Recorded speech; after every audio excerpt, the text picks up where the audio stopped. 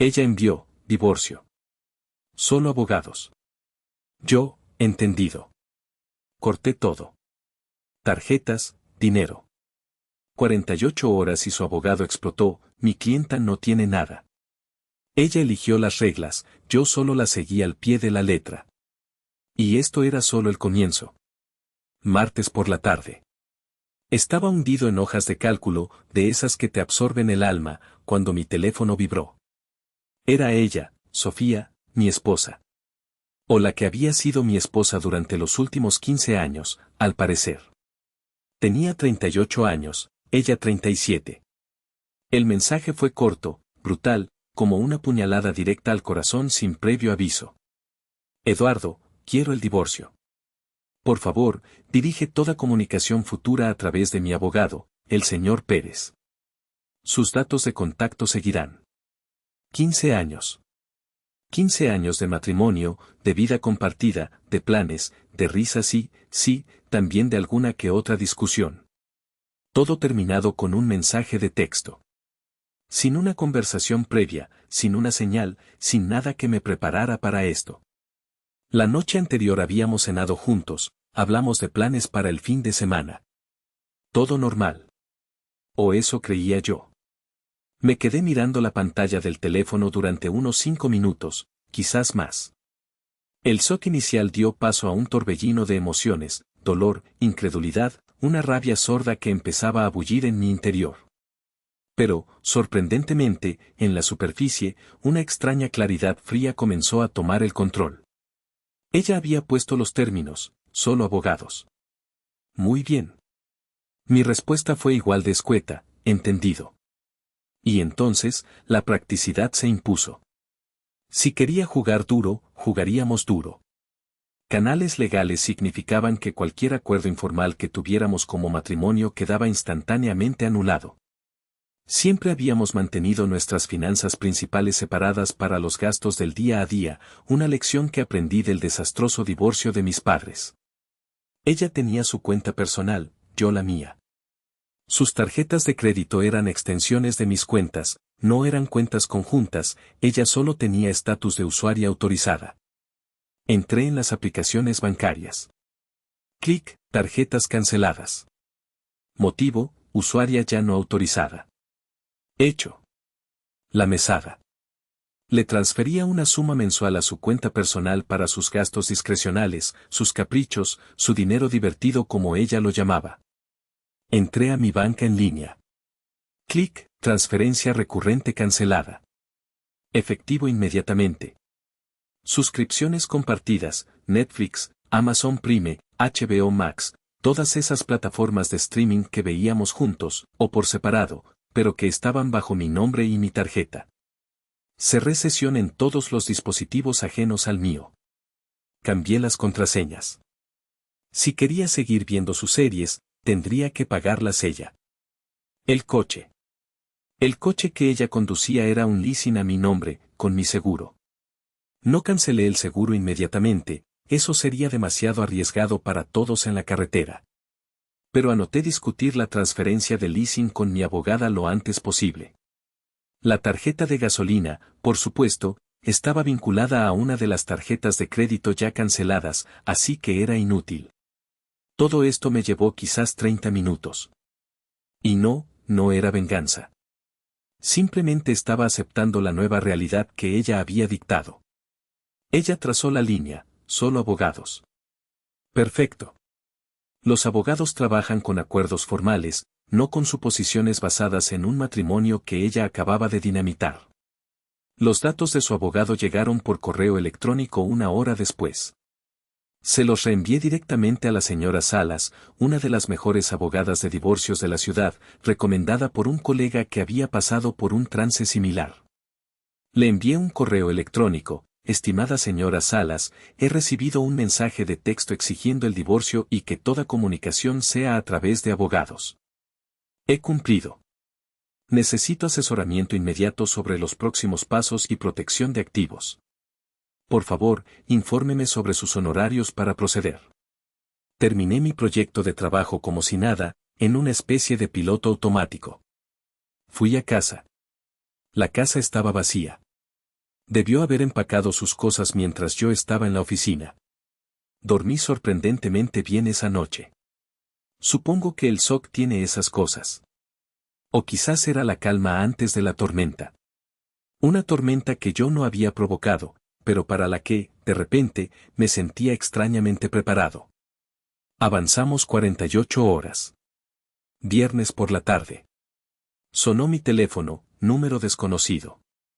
Tuve un presentimiento. Hola. ¿Es usted Eduardo? Dijo mi apellido. La voz era aguda, impaciente. Al habla, respondí. Soy el señor Pérez. Represento a Sofía, dijo su apellido de casada, que técnicamente aún era el mío también. Mi clienta está experimentando algunas dificultades. De acuerdo, dije, manteniendo la voz lo más neutra posible. Sus tarjetas han sido declinadas. Se le han cortado los fondos abruptamente. Esto es altamente irregular, señor Eduardo. Generalmente se mantiene el statu quo financiero durante una separación. Señor Pérez, dije con calma, mi esposa me envió un mensaje de texto el martes exigiendo el divorcio y estableciendo que toda comunicación debe ser a través de usted. Acusé recibo y cumplí. Cualquier acuerdo financiero informal cesó en ese momento. Las necesidades futuras de manutención deben discutirse formalmente a través de usted y mi abogada, la señora Salas, a quien estoy en proceso de contratar formalmente. Hubo una pausa al otro lado de la línea. Pude oír el ruido de papeles removiéndose. Ella necesita fondos ahora. Para sus necesidades básicas. Alojamiento. ¿Alojamiento? Pregunté con genuina sorpresa. ¿Dónde está? Eso no es pertinente, espetó. Usted actuó de mala fe. Cortarle los fondos sin previo aviso. Señor Pérez, mi voz se enfrió notablemente. Ahora escúcheme usted. Mi esposa terminó unilateralmente nuestro matrimonio por mensaje de texto y estableció la regla de solo abogados. Ella terminó con el statu quo de confianza y comunicación. El apoyo financiero se determinará legalmente, no mediante llamadas frenéticas por tarjetas declinadas de las que ella ya no era titular principal. Otra pausa, esta vez más larga. Mi clienta busca una ayuda financiera de emergencia, dijo finalmente, con rigidez. Es su prerrogativa, repliqué. Dirija cualquier solicitud formal a mi abogada, la señora Salas. ¿Tiene sus datos? Sí, respondió secamente. Excelente. Conversación concluida según las directrices de mi esposa. Que tenga un buen día. Y colgué. El corazón me latía con fuerza. La adrenalina empezaba a fluir. Pero también sentía una especie de validación. Ella quería un trato frío y legal. Pues lo estaba teniendo. Exactamente eso. Esperé la llamada de la señora Salas. Esto era solo el comienzo. Una semana después del mensaje de texto, las cosas se habían caldeado, como era de esperar. La señora Salas me contactó el mismo día que el señor Pérez llamó. Es buena, muy buena. Confirmó que mis acciones fueron lógicas dada la naturaleza del mensaje de Sofía y me aconsejó documentar absolutamente todo. El primer movimiento formal del señor Pérez llegó el lunes, una solicitud de manutención conyugal temporal de emergencia, más el uso exclusivo de la casa conyugal, de la que ella ya se había marchado, lo cual era irónico. La cantidad que pedía era astronómica. Básicamente, quería que yo financiara su antiguo estilo de vida, más una nueva vivienda para ella, más sus honorarios legales. Nivel de derecho adquirido, experto. La señora Salas respondió rápidamente, contraofertando con una manutención temporal mucho más baja, basada en necesidades reales, no en deseos. Señaló que Sofía había abandonado el domicilio conyugal, que yo seguía ocupando. Resaltó la regla de solo abogados impuesta por Sofía y mis acciones como una consecuencia directa de ello. Entonces empezaron los ataques personales.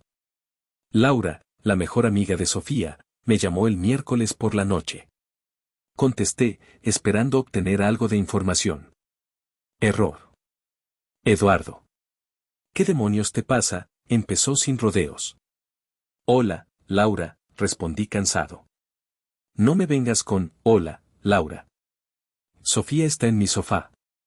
La dejaste sin nada. No pudo ni comprar comida.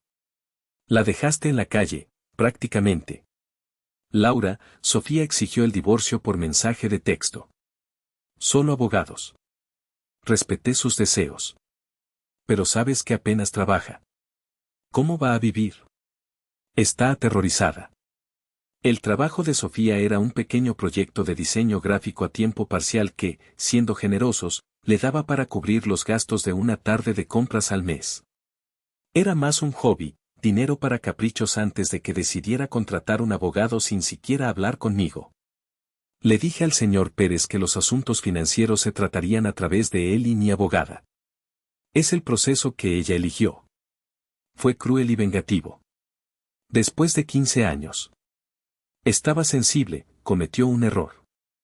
Instruir solo abogados es un error específico. Contratar al señor Pérez también pudo ser un error, Laura, repliqué. Silencio. Luego, ella merece apoyo. Siempre cuidaste de ella. Y lo habría seguido haciendo. Habríamos discutido las cosas amigablemente si ella no hubiera dinamitado el matrimonio con un mensaje y contratado un abogado de inmediato. Ella puso las reglas. Ahora las seguimos. Te va a sacar hasta el último centavo, escupió Laura. Puede intentarlo, dije con calma. Presentado legalmente. Mi abogada se encarga. No voy a discutir más esto contigo. Adiós. Y colgué. Así que yo era el malo por seguir instrucciones. La narrativa que estaba tejiendo era de puro victimismo. También recibí una alerta del banco ayer.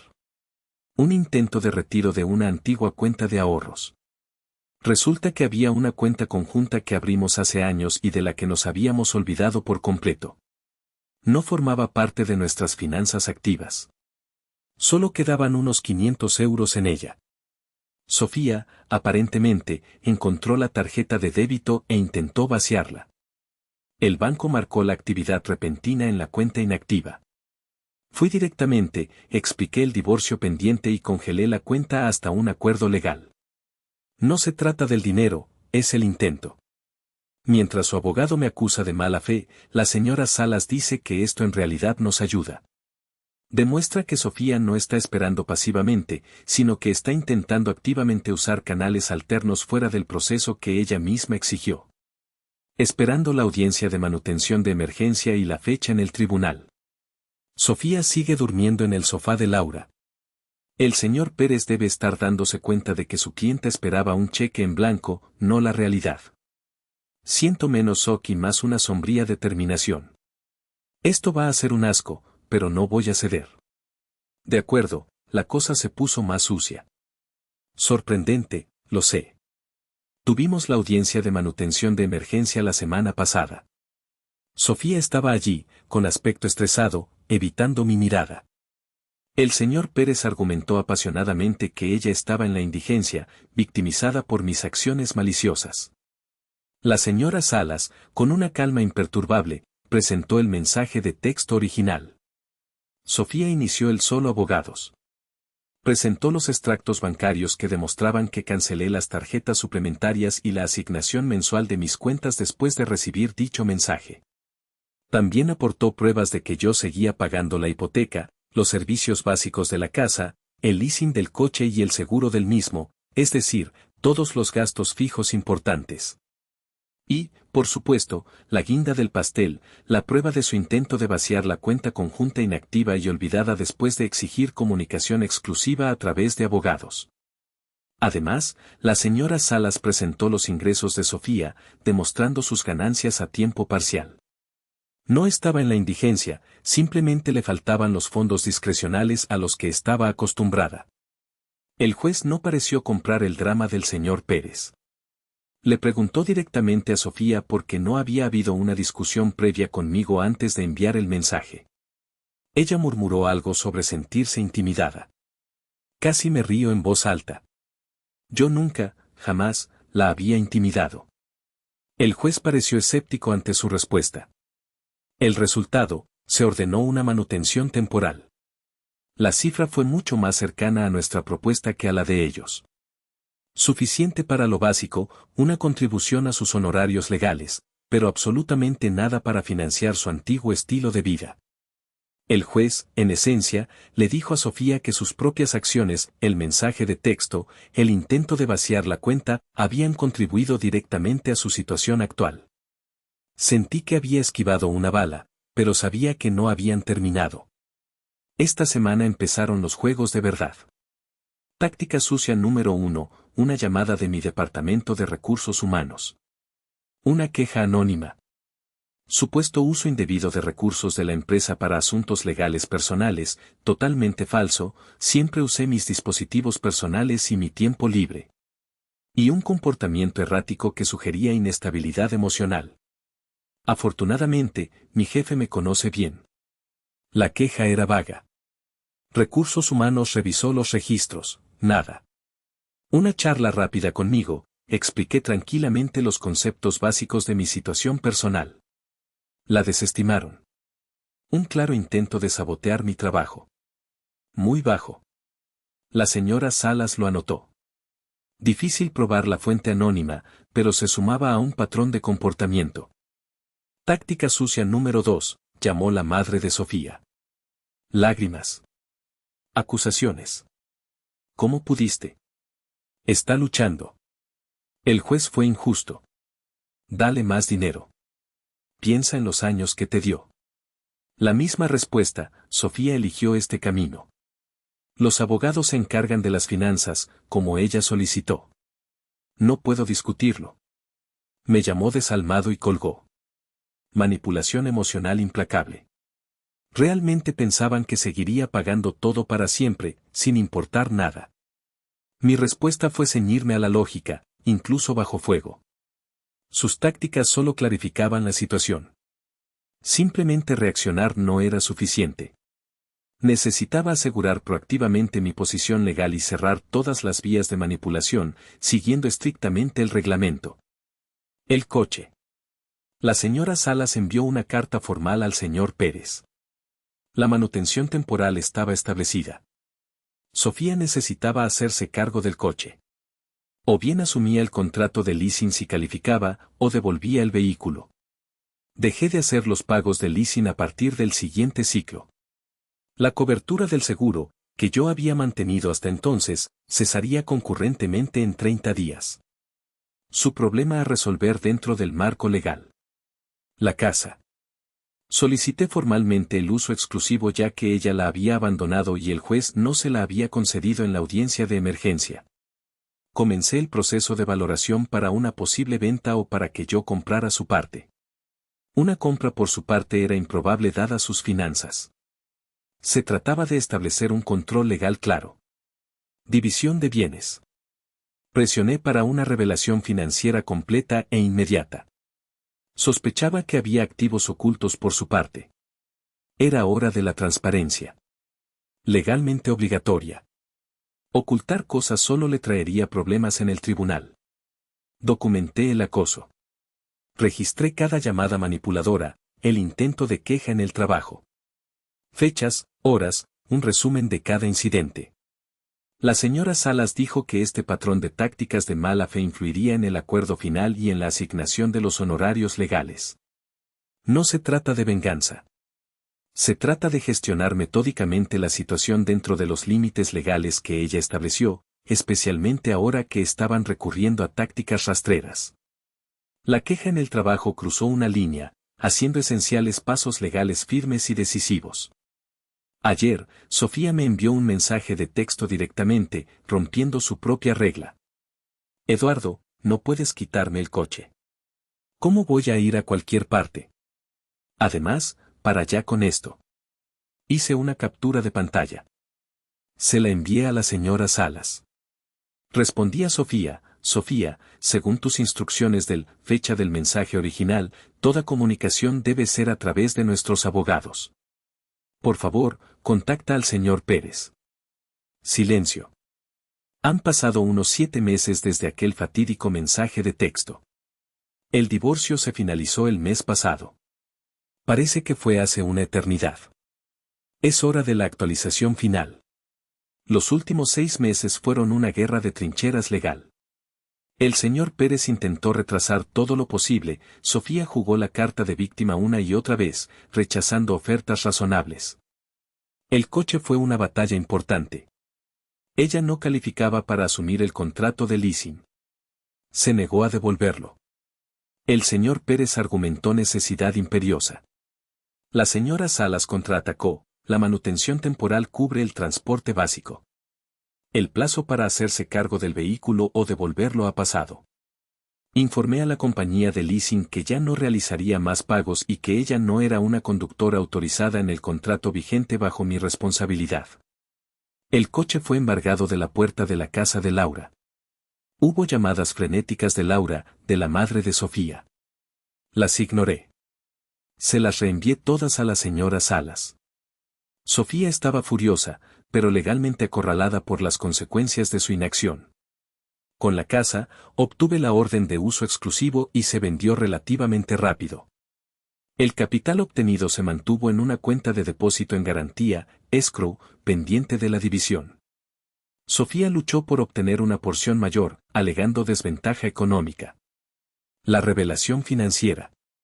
Aquí es donde la cosa se puso interesante, y presionamos fuerte. Sofía tuvo que revelar sus cuentas.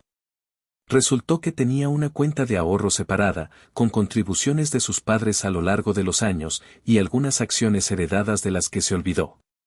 No era una fortuna, pero era significativamente más que los 500 euros en la cuenta conjunta inactiva.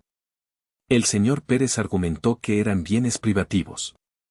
La señora Salas demostró que hubo mezcla de fondos, con mingling, y que fondos matrimoniales habían permitido que ella mantuviera esos activos intactos sin tocarlos, por lo que debían considerarse para la división equitativa. La queja anónima en mi trabajo. No hubo prueba directa de su autoría, pero el juez tomó nota del momento y la naturaleza de la queja en las actas finales. No ganamos una indemnización por daños y perjuicios, pero se sumó al cuadro de mala fe de su parte. El acuerdo final. Llegamos a un acuerdo justo antes de un juicio contencioso. El juez había dado señales de impaciencia con las tácticas dilatorias de Sofía en las conversaciones previas al juicio. Enfrentándose a un resultado potencialmente peor y a la posibilidad de tener que pagar mis honorarios legales si perdía de forma flagrante, Sofía finalmente aceptó. Los activos, principalmente el capital de la casa, se dividieron casi 50/50. Obtuve una ligera ventaja debido a la consideración de sus activos previamente no revelados, las acciones se dividieron como propiedad marital. Ella conservó sus pequeños ahorros personales que ya tenía separados. La pensión compensatoria, manutención conyugal, se limitó a 2 años. Era una pensión rehabilitativa, significativamente menor de lo que exigía, suficiente para ayudarla en la transición, no para financiar su antiguo estilo de vida. Estaba condicionada a sus esfuerzos demostrables por volverse autosuficiente. En cuanto a los honorarios legales, cada uno pagó los suyos. Eso fue una victoria en sí misma, evitando una pelea adicional para que ella pagara los míos. Las secuelas. Sofía vive en un apartamento pequeño, trabaja más horas y, según he oído indirectamente, se queja constantemente de dinero. Laura, su amiga, aparentemente se distanció después de que Sofía se convirtiera en una carga constante. Sus padres probablemente la siguen ayudando. ¿Remordimiento? ¿Una disculpa? 0. Todavía parece desconcertada de que yo no simplemente siguiera financiando su vida después de que ella detonara la nuestra. El derecho adquirido lo tiene profundamente arraigado. Realmente sentía que se le debía su estilo de vida, sin importar nada. Para mí, fueron 7 meses duros, caros y estresantes, pero estoy bien, de hecho, mejor. La paz de cerrar ese capítulo es enorme. Conservé mi trabajo, mi integridad y una parte justa de nuestros activos. Aprendí que puedo manejar una crisis de manera estratégica. Estoy yendo al gimnasio, viendo a amigos que a Sofía no le gustaban, disfrutando de mi casa tranquila.